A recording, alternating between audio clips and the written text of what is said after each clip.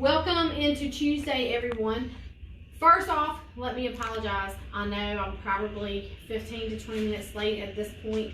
I was working diligently at my desk and looked up, and guess what? It was 12:36, and I had none of my things together already. It's just been one of those mornings, so I do apologize for being late. I will have to set an alarm on my phone from now on so that I remember what time it is and what time it's coming up. But we want to go into this Tuesday talking about how do I choose the right after-school program. There are many parents these days who need after-school care for their kids. Their job hours and requirements are such that they can't leave work at 2 o'clock to pick their kids up at 2:30, or if the kids are a little bit older, 3, we pick them up at 3:30 or so. So parents are always saying, how do I pick the right daycare? How do I pick the right after-school program? How do I pick the right for my child? How do I know it's the perfect fit for myself and my family, and that my child is getting what they need? That's a very difficult question to answer. So what I did was some research. Obviously, us having a youth sports after school and summer camp program, I can give my own opinion of it, but I didn't want it to seem as if I'm just throwing out just my own personal opinion. So I did a little bit of research. I found a few different articles, and I picked one to put out for you all today that I felt like came from a very reputable source and was very good. It didn't tell the parents what to do. It just told you what questions to ask and some different information for your consideration. And I like that because I think that all parents are the best. You have your child's best interest at heart, and you are the one that knows what's best for your child. Sometimes it just helps if we do have some different information for some consideration. So I'm going to go through the information here, and then I'm going to just throw in bits and pieces of different things that I know from experience at running an after-school and summer camp program that may also be of interest for some of you all. So there's a lot of questions that you're going to be asking. Who's taking care of my kids? Are they, number one, even being made to sit down and attempt their homework? Are there tutors available? Is there help for their homework? How do I know that those people who are in charge, the people who are watching my kids, do they have training? How old are they? Are they actually trying to make sure that my child's not being bullied, is not being treated unfairly in some way? So let's just go through these questions and let's talk about them. Number one, who's taking care of my kids? Who is actually picking up my child from school and driving them back to the after-school facility if you have chosen a place where they have to be transported? I do know that some schools these days offer their own after-school programs, so that takes the transportation part out of the question as far as who's driving, but it's still a matter of who's watching the kids. A lot of your, what I'll call off-site after-school programs, off-site meaning that it is not being run by the school system itself. I am not as familiar with who they have at the schools. I can tell you what I've heard from some of the other parents, that it's some of the teachers that stay for the after-school programs there. So your other facilities, who's actually running a lot of these facilities? Unfortunately, a lot of times it's teenagers. High school kids are hired to come in the afternoons and watch some of these kids and do some of these things, even in summer camps, after school programs, to run a lot of that. There are goods and bads. So I say unfortunately because I think there's an unfortunate part to the safety for our kids if they are the only ones in charge. So a lot of times the high school teenagers come in to run these programs, and they're the ones also out there overseeing everything. So they're in charge of the safety, they're in charge of the games, they're in charge of the homework, they're in charge of everything. Well, the good part about having a teenager involved in that type of program is they have a lot more energy than we do. They can engage with the kids, they know a lot of the games, they get out and they engage with them. If they are the ones completely in charge of the program, the disadvantage to that is the situations that they're unsure of how to handle, just simply due to a lack of experience and a lack sometimes of training. So a child is hurt, there's two kids fighting. It could be, one child's trying to run off and hide in the closet. It could be anything that may be taking place, and they're just not quite equipped to handle that if there are no adults also involved with the program, if they're completely the ones in charge. And there are programs out there who it's mostly teenagers who are in charge of everything. I will say from experience, I like having a combination of both. So for example, at our facility, we have adult staff who's completely responsible for each of the groups we have. They have federal background checks. However, we hire teenagers to come in and teach some of the classes. For example, the hip hop classes, some of the tumbling classes, the cheer classes. We have teenagers that come in to teach these classes. They're very good at doing it. It's what they like to do. However, our adult staff is also out there with the kids for discipline, for behavior reasons, and they're out there taking the class with the kids. So I would suggest, me personally, I would suggest a combination of the two, but you definitely want adults completely responsible and in charge of the group and have the teenagers assisting them for certain things. Next is, what about the homework? There are places that are more tutoring type after school facilities. So they have tutors, they have teachers, they have people who are trained educators.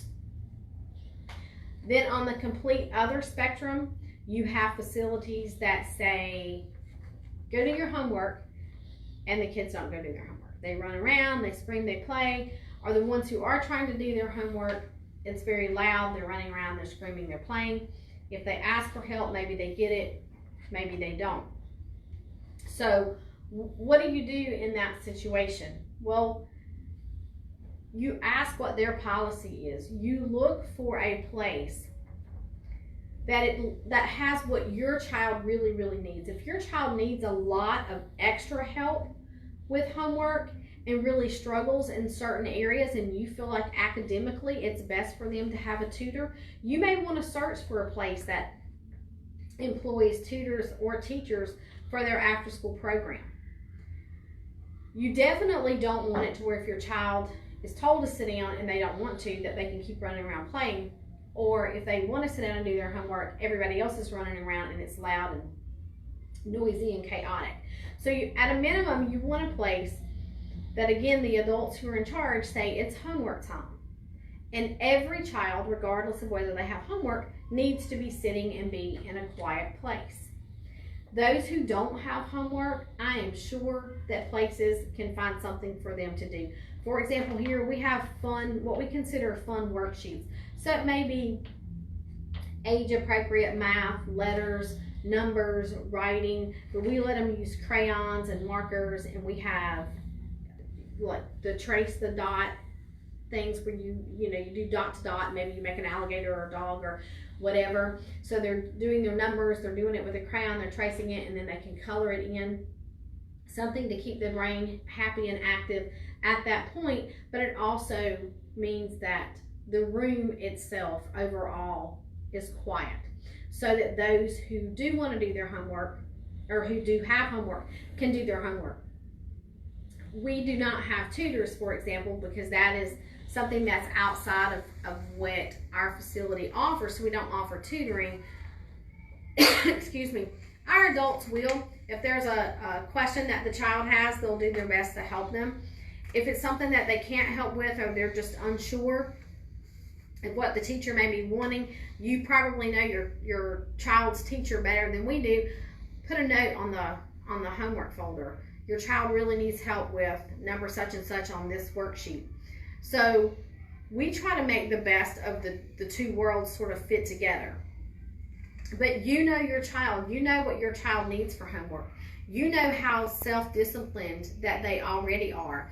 Are they a child that really likes homework, that likes school, and they're going to sit down and do it no matter what? Then it doesn't, the homework time policy is not quite as important as those who really need tons of homework help, or for those who, yes, they will do their homework as long as it's a structured time and they're forced to sit down and work on that homework. And they know that somebody's going to check the folder. If they say, hey, I don't have homework, okay, let me see the folder. Let me help you make sure that you really don't have homework, because we don't want you turning in nothing tomorrow when you're supposed to be turning in something. How do you make sure that your child is going to be treated well by the facility as a whole and by the other kids? Every parent worries about bullying. We have heard horror stories of kids getting put in lockers, getting put in trash cans, all sorts of different things. So you want to make sure that your child is not one of those kids that's being bullied, or is not one of the kids that sits in a corner by him or herself the entire time they're at after school, because nobody will go sit down and talk to them. So what do? How do you make sure? You go in, ask to make an appointment with the facility. Just drop by the facility at any given point.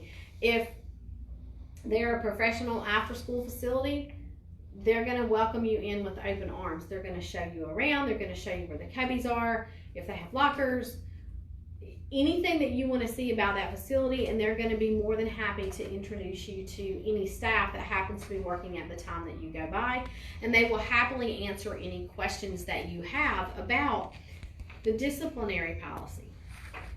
Is there one in place? Or is it just that they separate the kids and have them sit down? Is it just that if it's their name's called a couple of times, they call the parents to come get them?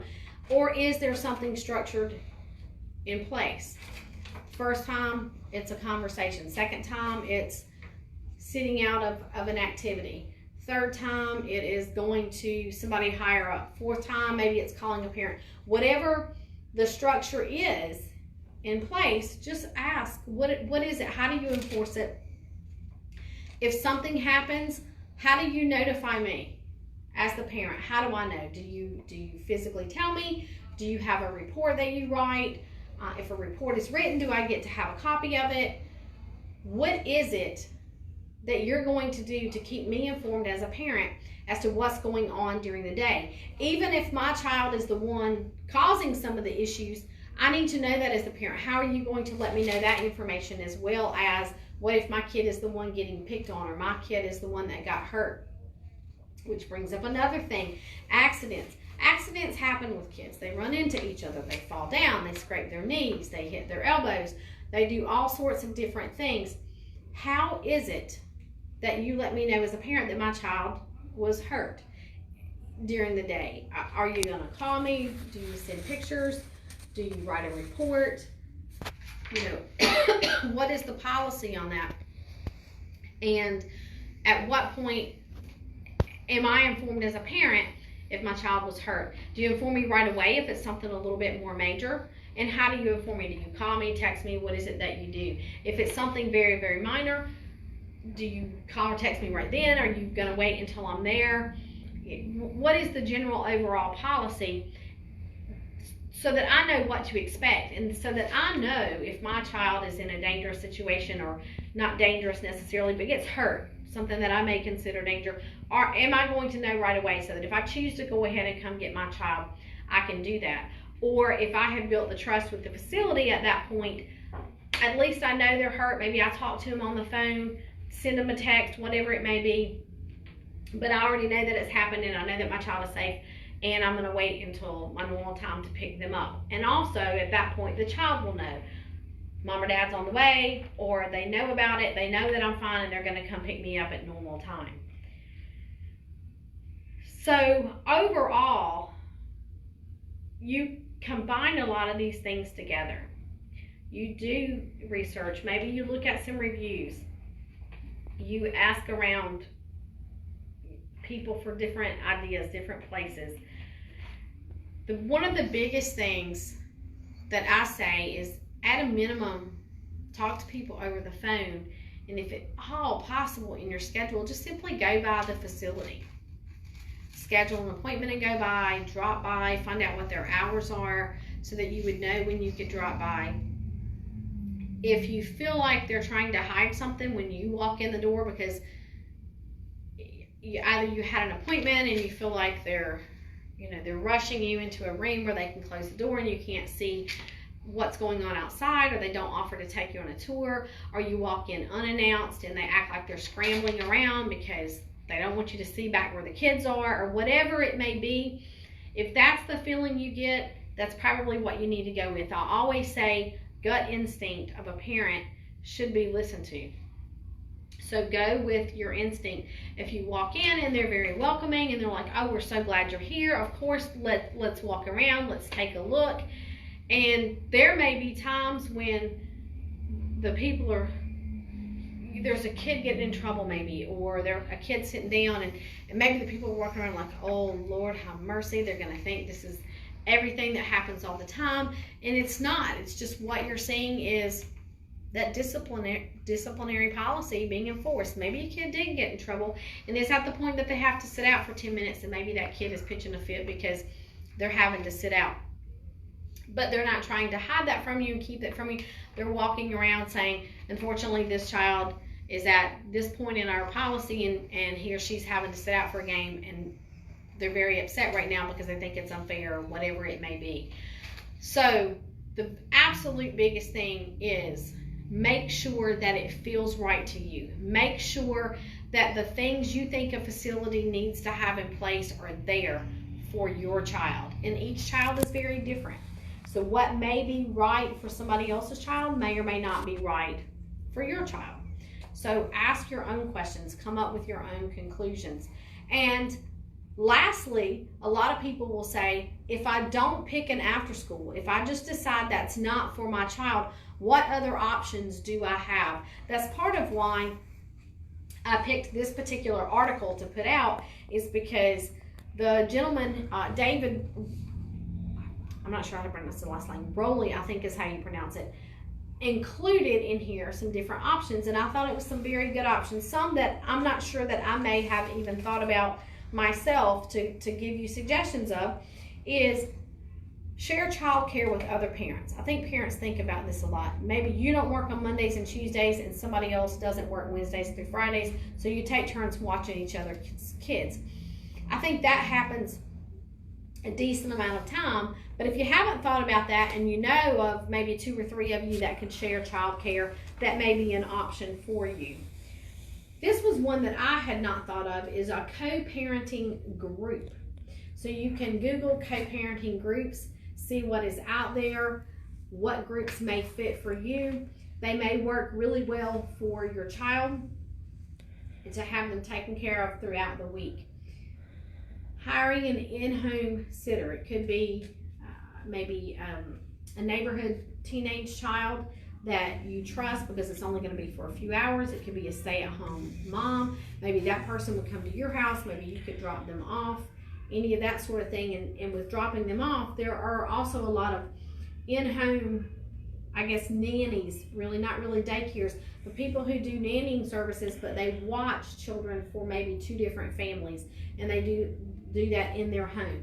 If you're comfortable with that and you have the ability for somebody to pick your child up and drop them off, that may be an option for you as well. But again, regardless of the option, just make sure it's good for you, make sure it's good for your family, and make sure it's good for your child. If you have any questions or comments, please feel free to list them below, or you can give us a call or text at 336-270-6825. We certainly hope that you are able to find the perfect after-school program for your child, and we look forward to seeing you next week.